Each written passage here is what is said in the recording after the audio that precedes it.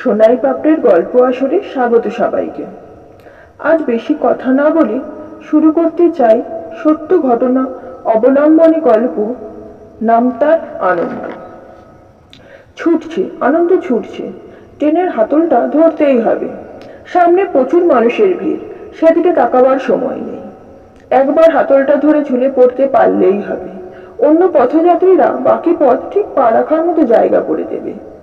ট্রেনে উঠতে না পারলে আজ কাজটা যাবে, বস বলে দিয়েছে। এর আগে ট্রেনটা কোনোদিনই ধরতে পারে না আনন্দ। বাড়িতে বৃদ্ধ বাবা মা, ভাত না খেয়ে আসলে ট্রেনটা ধরা যায়, কিন্তু মা না খাইয়ে আসতে দেয় না। একদিন না খেয়ে অফিস চলে গিয়েছিল আনন্দ। বাড়ি ফিরে দেখে মা সারাদিন না খেয়ে অসুস্থ হয়ে পড়েছেন।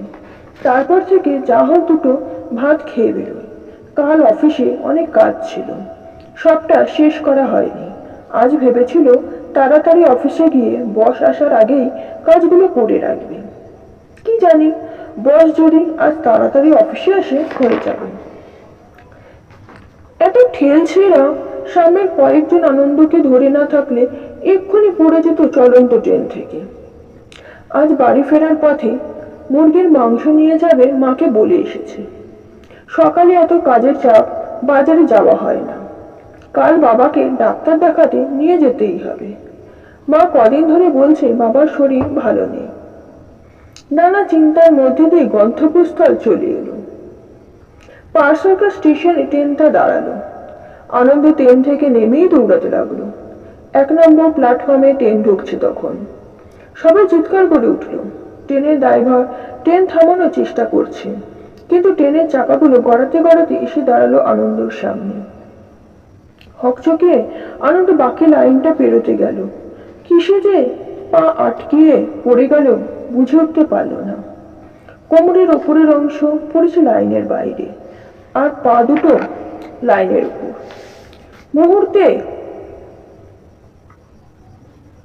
মুহূর্ত গেল না, পা দুটো টেনে নিল ইঞ্জিনে। ট্রেনের চাকায় জড়িয়ে গেল কালো প্যান্ট, পায়ের মাংস, আর কিছুটা কালো হয়ে আসা রক্ত। আনন্দ একবারে চিৎকার করে উঠেছিল, কিন্তু কেন? ভয়, ব্যথা, আতঙ্ক, নাকি ভবিষ্যতের চিন্তায়? কি ছিল তার আর্তনাদে? শরীরটা তখনও ছটফট করছে। স্থানীয় কতগুলি ছেলে ছুটে গেল আনন্দের দিকে। ট্রেনের চাকায় জড়িয়ে যাওয়া প্যান্ট আর পায়ের মাংস ছাড়িয়ে তাকে টেনে হিঁচড়ে পার করে আনছে তারা। কোথাও কোনো শব্দ নেই, শুধু শরীরটা ছটফট করছে। মিনিট কয়েক টানাটানির পর তাকে নিয়ে যাওয়া হলো চিত্তরঞ্জন হাসপাতালে।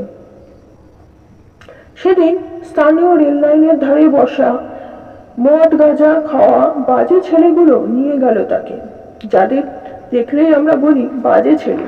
মরে না কেন, সমাজের কলঙ্ক। জানো বন্ধুরা, সব বাজের মধ্যেও একটু ভালো থাকে।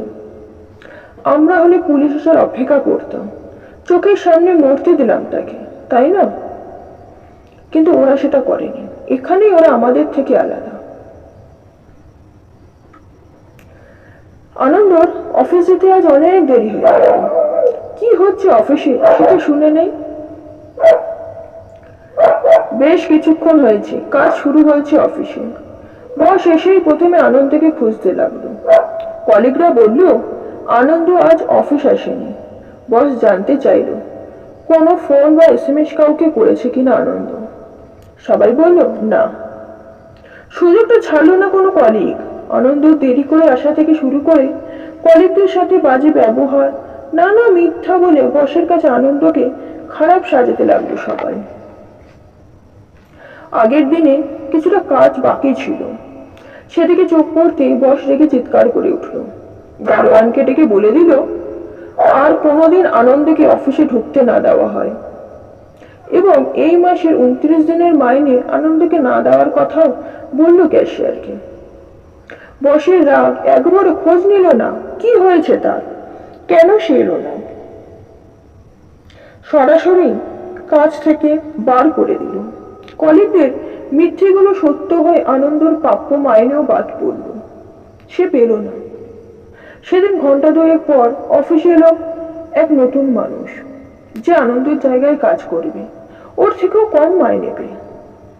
এই ঘটনা আনন্দের অফিসে নয়, অনেকেরই সঙ্গে এমনটা হয়, তাই না বন্ধুরা?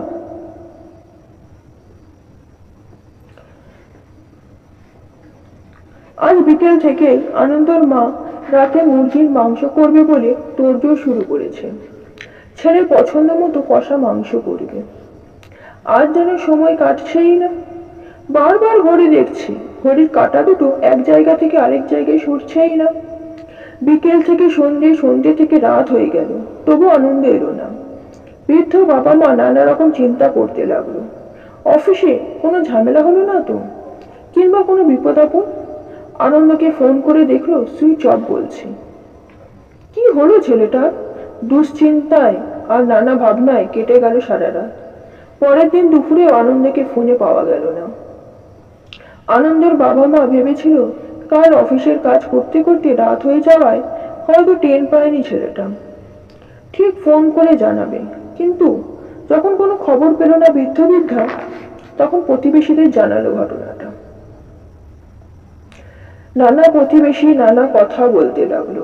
কেউ কেউ বলল, দেখো গিয়ে কোন মেয়ের হাত ধরে অন্য কোথাও সংসার পেতেছে। বুড়ো বাপ মাকে আজকাল কটা ছেলে খাওয়ায়। আনন্দ কোনো মেয়েকে বিয়ে করে পালিয়েছে, সারা পাড়ায় এমন কথা উঠে গেল। পুরো পরিবারকে নিয়ে নানা কুৎসা ছড়াতে লাগলো। কেউ সত্যতা যাচাই করলো না। বৃদ্ধ বাবা মা মনে হতে লাগলো এটাই সত্যি। আনন্দ অন্য কোথাও ঘর বেঁধেছে, তাদের কষ্ট হলেও চোখের জল মুছে আশীর্বাদ করলো। আনন্দ যেখানেই থাক, ভালো থাক, সুস্থ থাক। আর যাই হোক, তাদের ভালোবাসার যত্নেই তৈরি আনন্দ। কিন্তু পরের মেয়ের জন্য বৃদ্ধ বয়সে তাদের ছেড়ে চলে যাবে ছেলেটা, এটা ভাবতে পারেনি। ছেলের মুখের দিকে চেয়ে তাদের জীবন অন্যভাবে গুছাতে লাগলো। ব্যাংকে কিছু টাকা ছিল, তাই দিয়ে চললো কিছুদিন। হঠাৎ একদিন আনন্দ ফোন করলো তার মাকে। মা প্রথমেই বলল, তোরা ভালো আছিস তো বাবা? আমাদের বললে কি আমরা তোর বিয়ে মেনে নিতাম না? আনন্দ অবাক হয়ে বলল, কি বলছো মা? মা বলল, আমি তোর মা। তুই যেদিন বাড়ি থেকে পালিয়ে বিয়ে করলি, সেদিন আমি আগে থেকে বুঝতে পেরেছিলাম তোর আনন্দে বাধা দিতে চাইনি। আনন্দ বুঝতে পারলো ওর বাবা মা ওর অ্যাক্সিডেন্টের কথা কিছু জানে না। ওরা ভেবেছে আনন্দ পালিয়ে বিয়ে করে সুখে আছে। ঠিক আছে, তাই ভাবুক ওরা। আনন্দ হালকা হেসে বলল, হ্যাঁ মা, আমি বিয়ে করেছি। এখন অনেক দূরে থাকি, আর কখনো তোমাদের সাথে দেখা হবে না। কিন্তু তোমরা চিন্তা করো না, তোমাদের কোনো কাজ করতে হবে না। আমি দূরে থাকলেও তোমাদের দায়িত্ব নেব। প্রতি মাসে টাকা পাঠাবো। বাবাকে বলবে প্রতি মাসের 10 তারিখ ব্যাংকে গিয়ে টাকা তুলে আনতে। আমি বাবার অ্যাকাউন্টে পাঠিয়ে দেব। মা বলল, যাক বাবা, পরের মেয়ে আমাদের প্রতি দায়িত্ব ভুলিয়ে দিতে পারেনি, কি বল? আনন্দ বলল, হ্যাঁ মা, এখন রাখি, পরে কথা বলবো। ভালো থাকিস, সুস্থ থাকিস, এই বলে মা ফোন রাখলো। আনন্দের অ্যাক্সিডেন্টের দিন আনন্দের মা প্রার্থনা করেছিল তার ছেলে যেন ভালো থাকে। তাই হয়তো আনন্দ সেদিন প্রাণে বেঁচে গেছে। কখনো কখনো সত্যি কথা বলতে নেই ভালো রাখার মানুষদের কাছে। অ্যাক্সিডেন্টের পর যখন আনন্দ চোখ খুলল, দেখলো পা দুটো আছে, কিন্তু লাঠি ছাড়া হাঁটার ক্ষমতা হারিয়ে গেছে। এক নার্স দিদি আনন্দের ব্যাগ আর ফোনটা এনে দিল। হাসপাতাল থেকে বেরিয়ে প্রথমেই আনন্দ মাকে ফোন করেছিল। তারপর যা হলো। এরপর আনন্দ গেল ওর অফিসে। সেখানে বসকে সব ঘটনা জানানোর পর বস বলল, অন্য লোক নিয়েছি কেন, তোমাকে আর রাখতে পারবো না কাজে। 29 দিনের মাইনেটা তুমি নিয়ে যাও। আনন্দ মাইনে নিয়ে প্রথমে গেল কাছাকাছি এক ব্যাংকে। সেখানে গিয়ে ওর বাবার অ্যাকাউন্টে মাইনের বেশিরভাগ টাকাই জমা করে দিল। তারপর বেশ কয়েকদিন পর পথে পথে ঘুরতে লাগলো। যখন যখন রাস্তার ধারে বসে পড়তো আনন্দ, তখন কেউ কেউ টাকা পয়সা তার সামনে ফেলে যেত। প্রথম প্রথম খুব খারাপ লাগতো। তারপর অনেক জায়গায় কাজের জন্য অ্যাপ্লাইও করলো আনন্দ, কিন্তু প্রতিবন্ধী বলে কোথাও কাজ পেল না।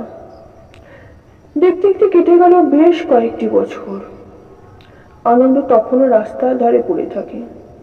লোকে যা ভিক্ষা দেয় বাবার অ্যাকাউন্টে জমা করে দেয় আনন্দ। প্রতি মাসে মা বাবার সাথে ফোনে কথা হয়।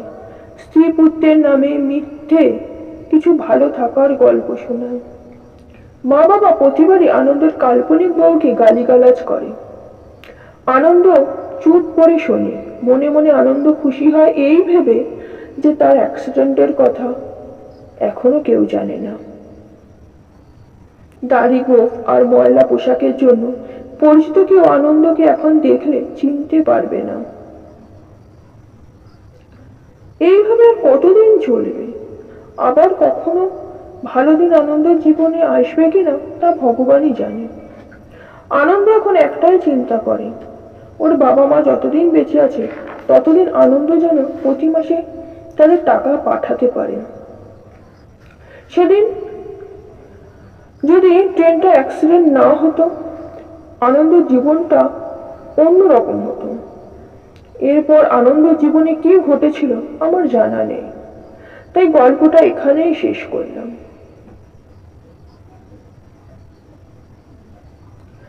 সোনাই পাপড়ির গল্প আসর শুরুতে বলেছিলাম নিজের লেখা গল্প কবিতা শেয়ার করব। এই গল্পে আনন্দ নামটা কাল্পনিক হলেও অ্যাক্সিডেন্টটা আমার চোখের সামনে ঘটে। আজও ভুলতে পারিনি ঘটনাটা। এরকম আরো ভালো মন্দ সত্য ঘটনা অবলম্বনে লেখা গল্প শুনতে চাইলে আমার চ্যানেল সাবস্ক্রাইব করে অল নোটিফিকেশন অন করে রাখুন। কমেন্টে জানাও কেমন লাগছে। আজকের মতো বিদায় বন্ধু, আবার দেখা হোক পরের ভিডিওতে। ভালো থেকো, সবাইকে ভালো রেখো।